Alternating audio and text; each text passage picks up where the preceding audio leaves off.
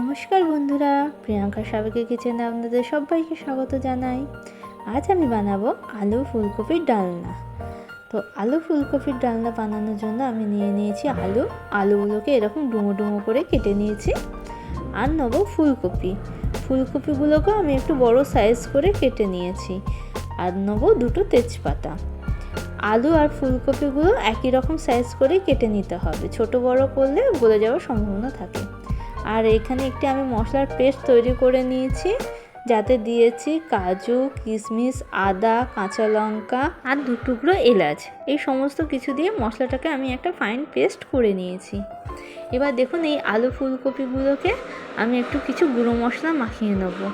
তার জন্য দিয়ে দিয়েছি হলুদ গুঁড়ো, আর দেবো সামান্য একটু কাশ্মীরি লঙ্কা গুঁড়ো। এই হলুদ, লঙ্কা, নুন এগুলো একসাথে মাখিয়ে যদি আমি আলু ফুলকপিটাকে ভাজি, তাহলে একটা খুব সুন্দর কালার আসে। তো দেখুন, আমি অল্প পরিমাণে কাশ্মীরি লঙ্কা গুঁড়ো দিয়ে দিয়েছি। আর দিয়ে দেবো স্বাদ মতো না, মানে সামান্য একটু নুন। মানে আলু ফুলকপিতে নুন ঢুকবে, সেই স্বাদ অনুযায়ী আমি নুনটা দেবো। পরে রান্নার সময় আমি এক্সট্রা নুন দেবো। এখানে আলু ফুলকপিতে যাতে নুনটা ভালোভাবে ঢুকে যায়, প্রবেশ করে যায়, সেই অনুপাতে আমি নুনটা দিয়েছি। এবার সব কিছুকে ভালো করে হাত দিয়ে মেখে নেব। এই আলু ফুলকপির ডালনা আপনারা নিরামিষ দিনে খুব সুন্দরভাবে পরিবেশন করতে পারেন, গরম গরম লুচি বা ভাতের সাথে। খেতেও জাস্ট অসাধারণ হয়। তো দেখুন, আমি সব কিছু ভালো করে মেখে নিয়েছি। এবার এইগুলোকে আমি ভেজে নেব। আপনারা চাইলে এতে কড়াইশুঁটিও দিতে পারেন, কিন্তু আমি কড়াইশুঁটিটা দিইনি। এবার আলু ফুলকপি ডালনা তৈরি করার জন্য আমি আলু ফুলকপিগুলোকে ভেজে নেব। তার জন্য আমি গ্যাসে ফার্স্টেই একটি কড়াই বসিয়ে দিয়েছি। এবার কড়াইটি গরম হয়ে গেলে এতে দিয়ে দেবো সর্ষের তেল। এখানে সর্ষের তেলটা একটু বেশি পরিমাণে লাগবে, কারণ আমি আলু ফুলকপি দুটো ভাজবো, আবার ওই তেলেই আমি ডালনাটাও বানাবো। তো দেখুন, সর্ষের তেল দিয়ে দিয়েছি। আপনারা চাইলে এই রান্নাটি সাদা তেলেও করতে পারেন, বা ঘিয়ের সাথে সাদা তেল মিশিয়েও করতে পারেন, সেটা আপনাদের ইচ্ছা অনুযায়ী। তো দেখুন, আমার তেলটা গরম হয়ে গেছে। এবার এর মধ্যে দিয়ে দিয়েছি আমার ডুমো করে কেটে রাখা ফুলকপিগুলো, যেগুলো আমি নুন হলুদ দিয়ে মাখিয়ে রেখেছিলাম। সেই ফুলকপিগুলো আমি দিয়ে দিলাম। ফুলকপি ভাজতে বেশিক্ষণ সময় লাগে না, মিডিয়াম আঁচে হালকা লাল লাল করে ভেজে নেবো। খেয়াল রাখতে হবে যেন ফুলকপিগুলো পুড়ে না যায়। একটু ব্রাউন কালার এলেই ফুলকপিগুলোকে নামিয়ে নেবো, সেই পর্যায় অনুযায়ী আমাকে ভাজতে হবে। তো দেখুন, আমি ভালো করে ফুলকপিগুলোকে ভেজে নিচ্ছি। আর ফুলকপিগুলো আমি একটু প্রথমে গরম জলে ভাপিয়ে নিয়েছি, এবং ফুলকপির গায়ে অনেক ধরনের নোংরা থাকে এবং ভেতরে অনেক সময় পোকাও থেকে থাকে। তাই একটু নুন দিয়ে গরম জল করে তার মধ্যে ফুলকপিগুলোকে জাস্ট একটু ব্লাঞ্চ করে নেবেন, মানে হালকা একদম ভাপিয়ে নেবেন।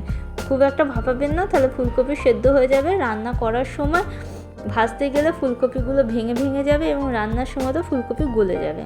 তাই আগে ভাপানোর কোনো দরকার নেই। মানে গরম জলের মধ্যে নুন দিয়ে ফুলকপিগুলোকে একটু ব্লাঞ্চ করে নেবেন, তারপরে নুন হলুদ মাখিয়ে এইগুলোকে ভাজবেন। তো দেখুন, আমার ফুলকপিগুলো হালকা ব্রাউন ব্রাউন হয়ে এসছে। আমি আর ভাজবো না, আমি এতটাই রাখবো, কারণ বাকিটা রান্নার সময় কুক হয়ে যাবে। বেশি ভাজলে ফুলকপিগুলো তখন তেতো লাগে। তো আমি এই পর্যায়ে ফুলকপিগুলোকে তুলে নেব। দেখুন, আমার ফুলকপিগুলো কীরকম ব্রাউন কালার ধরে নিয়েছে। এই অবস্থাতে আমি তুলে নেব। আমার তো ফুলকপি খেতে ভীষণই ভালো লাগে। আর এই ফুলকপি সারা বছর পাওয়া যায়, কিন্তু সারা বছর টেস্টটা খুব একটা ভালো লাগে না। শীতকালে ফুলকপির টেস্ট অনেক গুণ বেড়ে যায়। তাই আমি শীতকালের জন্য ওয়েট করে বসে থাকি যে কখন ফুলকপি উঠবে আর আমি ফুলকপি খেতে পারবো। আমার বাড়িতে প্রায় দিনই ফুলকপি চলে, কারণ আমি ভীষণই ফুলকপি খেতে ভালোবাসি। তো দেখুন, ফুলকপিগুলোকে তুলে নিয়েছি। এবার সেই তেলের মধ্যেই আমি ডুমো ডুমো করে কেটে রাখা আলুগুলো, যেগুলো আমি নুন হলুদ লঙ্কা গুঁড়ো দিয়ে মাখিয়ে রেখেছিলাম, সেগুলোকেও দিয়ে দিলাম। দিয়ে এই আলুগুলোকেও একইভাবে ভেজে নেব, হালকা ব্রাউন কালার করে ভেজে নেব, বেশি লাল করবো না, তাহলে আলু পুড়ে যাওয়ার সম্ভাবনা থাকে, সেটা খেতে ভালো লাগবে না। তো আপনাদের কার কার ফুলকপি খেতে ভালো লাগে আমাকে কমেন্টসে লিখে জানাবেন। আর ফুলকপির আর কি ধরনের পদ আপনারা তৈরি করে খান সেটাও আমাকে জানাবেন। যেমন ফুলকপি আলু কড়াইশুঁটি দিয়ে মাছের ঝোল খুব ভালো লাগে এই সময়, পাতলা পাতলা করে মাছের ঝোল আর জাস্ট গরম ভাত, অসাধারণ। তো আমার কাছে তো ফুলকপি সব কিছুতেই ভালো লাগে, যেমন ফুলকপি আলু ভাজা, ফুলকপি দিয়ে ডাল, ফুলকপির ডালনা, ডিম দিয়ে ফুলকপি, মানে ফুলকপির যত ধরনের পদ থাকে সবই আমার ভালো লাগে।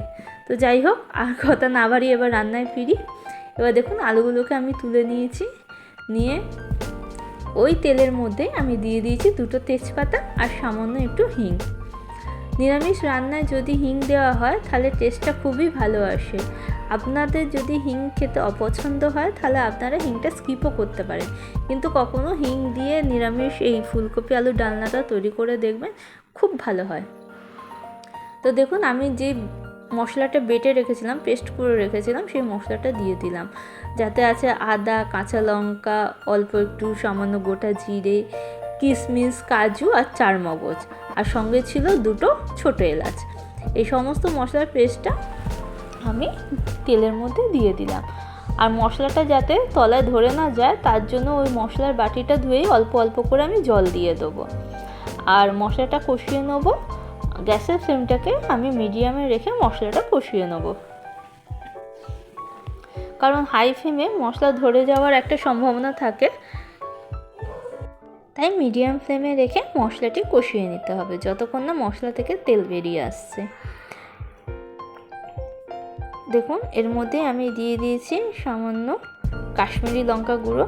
আমি যেহেতু কাঁচা লঙ্কার পেস্ট ইউজ করেছিলাম তাই আমি এখানে লঙ্কা গুঁড়োটা দেবো না, আমি কাশ্মীরি লঙ্কা গুঁড়ো ইউজ করছি। এবার যদি আমার ঝালের প্রয়োজন হয় তখন আমি লঙ্কা গুঁড়ো পরে ইউজ করব, কিন্তু আপাতত ঝালের প্রয়োজন নেই তাই আমি কাশ্মীরি লঙ্কা গুঁড়োটাই ইউজ করলাম। আর দিয়ে দিয়েছি হলুদ গুঁড়ো, আবারও একটু কাশ্মীরি লঙ্কা গুঁড়ো দিয়ে দিলাম, এটা জাস্ট কালারের জন্য, কারণ আমার তখন লঙ্কা গুঁড়োটা একটু কম মনে হয়েছিল। তো দেখুন আমি সব কিছু দিয়ে আবার একটু মিশিয়ে নেব। আপনাদের যদি মনে হয় যে কম হয়েছে ঝাল, কাঁচা লঙ্কার ঝাল, তাহলে আপনারা গুঁড়ো লঙ্কা ইউজ করতে পারেন। এবার এর মধ্যে দিয়ে দিয়েছি অল্প একটু ধনে গুঁড়ো আর দেবো অল্প একটু জিরে গুঁড়ো। এই সমস্ত মশলা দিয়ে, গুঁড়ো মশলাগুলোকে দিয়ে আমি এবার পুরো মিশ্রণটি কষিয়ে নেব। আপনারা চাইলে এই গুঁড়ো মশলাগুলোকে জলের মধ্যে ভিজিয়েও সেই পেস্টটা ইউজ করতে পারেন, আমি ডাইরেক্টই গুঁড়ো মশলা দিয়েছি। আর এই পর্যায়ে আমি দিয়ে দিয়েছি সামান্য একটু চিনি। যে কোনো নিরামিষ রান্নায় যদি একটু মিষ্টি মিষ্টি হয় তাহলে সেটা খেতে খুবই সুন্দর লাগে। আপনাদের যদি চিনি দিতে অপছন্দ হয় তাহলে আপনারা স্কিপ করতে পারেন, কিন্তু আমি বলবো সামান্য একটু চিনি দেওয়ার জন্য, কারণ চিনি দিলে কোনো রকম মিষ্টতা আসবে না, বরঞ্চ একটা টেস্টের মধ্যে ব্যালেন্স আসবে। তো দেখুন সব কিছু দিয়ে আমি ভালো করে মিশিয়ে নিচ্ছি এবং আমার মশলাটি শুকিয়ে এসেছিলো, ড্রাই হয়ে গেছিলো, তার জন্য আমি সামান্য পরিমাণে জল ইউজ করেছি। আর সব সময় মশলা কষানোর সময় গরম জল ইউজ করবেন, আমিও এখানে উষ্ণ গরম জলই ইউজ করেছি। তো দেখুন মশলাটা কীরকম কষছে। এবার এর মধ্যে দিয়ে দেবো স্বাদ অনুযায়ী নুন। আমি আলু ফুলকপি ভাজার সময় তো নুন দিয়ে ভেজেছিলাম, তাই এখানে নুনটা একটু বুঝে দিতে হবে। তো স্বাদ অনুযায়ী নুন দিয়ে দিলাম, দিয়ে এইগুলোকে সমস্ত মশলার সাথে মিশিয়ে নেব।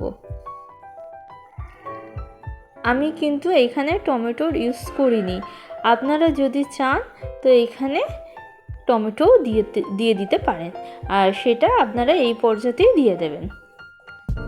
তো দেখুন আমার মশলাটা থেকে দেখতেই পাচ্ছেন কীরকম হালকা হালকা তেল ছেড়ে এসছে। আমি আর একটু কষিয়ে নেব। তারপরে এখানে দিয়ে দিলাম আমি ফেটিয়ে রাখা টক দই।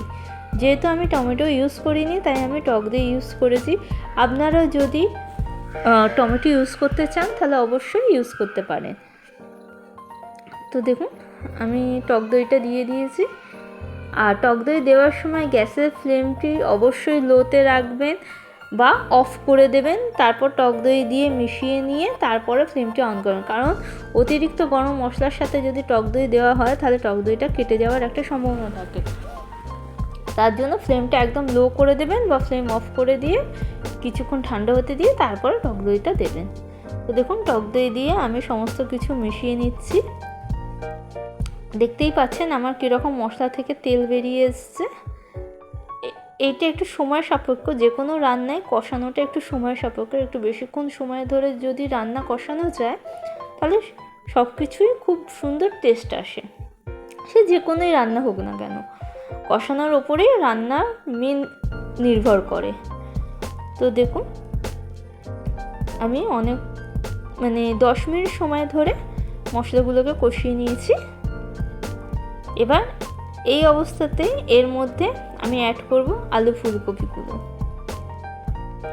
তো আর একটু তেল বেরোনো অবধি আমি কষিয়ে নেব, তারপরে আমি মশলাটা অ্যাড করব, আলু ফুলকপিগুলো এতে অ্যাড করব মশলার সাথে। আপনাদের যদি এই রান্নাটি ভালো লেগে থাকে তাহলে অবশ্যই একটি লাইক করে দেবেন এবং চ্যানেলটি সাবস্ক্রাইব করে আমার পাশে থাকবেন। আর যদি ফেসবুক থেকে দেখে থাকেন তাহলে একটু ফলো করে দেবেন। তো দেখুন আমার মশলা থেকে কীরকম তেল বেরিয়ে এসছে। এবার আমি ভেজে রাখা আলু ফুলকপিগুলো দিয়ে দেবো। আর বাটিতে যেই আলু ফুলকপি ভাজা তেলটা লেগেছিল সেই তেলটা আমি চেঁচে দিয়ে দিলাম। এই তেলটা ওয়েস্ট করবেন না, অবশ্যই চেঁচে একটু দিয়ে দেবেন, কারণ তেলটার মধ্যেও টেস্ট থাকে যেহেতু ওতে আলু ফুলকপি ভাজা হয়েছিল। তো দেখুন সব কিছু আমি একসাথে মিশিয়ে নিচ্ছি। আপনারা এতে কড়াইশুঁটিও দিতে পারেন, আবার সামান্য একটু নারকেল কোড়া দিয়েও এই ফুলকপি আলু তরকারিটা করতে পারেন। কিন্তু আমি নারকেল কোড়াটা দিইনি, কারণ আমার নারকেলটা শেষ হয়ে গেছিলো বাড়িতে, তাই আমি নারকেল কোড়াটা দিইনি। নাহলে লাস্টে শেষের দিকে নামানোর আগে নারকেল কোড়া দিলে এর টেস্টটা আরও দ্বিগুণ বেড়ে যায়। তো দেখুন সব কিছু মিশিয়ে নিয়েছি। এবার এর মধ্যে দিয়ে দেবো আমি পরিমাণ মতো জল, যাতে আলু ফুলকপিগুলো ভালো রকম সেদ্ধ হয়ে যায়, সেই পরিমাণ অনুযায়ী এখানে জল দিতে হবে। আর আমি এখানে উষ্ণ গরম জল ইউজ করেছি, আপনারাও গরম জলই ইউজ করবেন, চেষ্টা করবেন গরম জল ইউজ করার। ঠান্ডা জল কোনো রান্নাতেই ইউজ করবেন না, তাহলে সেখানে রান্নার টেস্টটা কমে যায়। তো দেখুন আমি পরিমাণ মতো জল দিয়ে সমস্ত কিছু আলু ফুলকপিকে মশলার সাথে জলের সাথে ভালো করে মিশিয়ে নিলাম। এবার এটাকে আমি কিছুক্ষণ ধরে হাই ফ্লেমে ফুটতে দেবো, যতক্ষণ না আমার আলু ফুলকপি সব কিছু সেদ্ধ হয়ে যাচ্ছে। তো দেখুন আমি 10 মিনিট ফোটানোর পর ফিরে এসেছি, আমার জলটাও কতটা কমে এসছে এবং আলু ফুলকপি এগুলো সেদ্ধ হয়ে এসছে। আমি আরেকটু সেদ্ধ করে নেব, তার জন্য আমি আরেকটু এটাকে হতে দেবো। আর আপনারা যদি গ্রেভি খেতে একটু ভালোবাসেন তাহলে এই পর্যায়ে আরেকটু জল অ্যাড করে নিতে পারেন। আমাদের একটু ড্রাই খেতে পছন্দ করি আমরা, তাই ঝোলটাকে আমরা আরেকটু মুড়িয়ে দেবো। এবার দেখুন আমি এখানে একটি গরম মশলার পেস্ট তৈরি করে রেখেছিলাম, যার মধ্যে ছিল 2 ছোটো এলাচ, 1 টুকরো দারচিনি আর 3টে লবঙ্গ। সমস্ত কিছুকে আমি শিলনোড়ায় বেটে পেস্ট করে রেখেছিলাম। আপনারা বলতে পারেন যে এত এলাচ দিলে তো তরকারিতে পুরো এলাচের গন্ধ ছাড়বে, গরম মশলার গন্ধ ছাড়বে, কিন্তু না, একদমই গন্ধ ছাড়বে না। কারণ আমি যখন আদা কাঁচা লঙ্কা এগুলো পেস্ট করেছিলাম তখন 2টো এলাচ দিয়েছিলাম, আর লাস্টে গরম মশলার মধ্যেও আমি 2টো এলাচ দিয়েছি। তো এতে ভয় পাওয়ার কোনো দরকার নেই, কোনো রকম বেশি এলাচের গন্ধ ছাড়বে না। আপনারা এই পদ্ধতিতে একবার করে দেখবেন, আশা করি আপনাদেরও ভালো লাগবে। তো দেখুন আমার আলু ফুলকপির ডালনা একদম রেডি হয়ে গেছে। রান্নাটি যদি ভালো লাগে তাহলে অবশ্যই বাড়িতে ট্রাই করবেন আর আমাকে কমেন্টসে জানাবেন যে আপনাদের রান্নাটি কেমন হয়েছে বা রান্নার ভিডিওটি দেখে আপনাদের কেমন লাগলো। তো আজ এখানেই আসি, টাটা, ভালো থাক আর দেখতে থাকবেন প্রিয়াঙ্কার সাবিকি কিচেন। টাটা।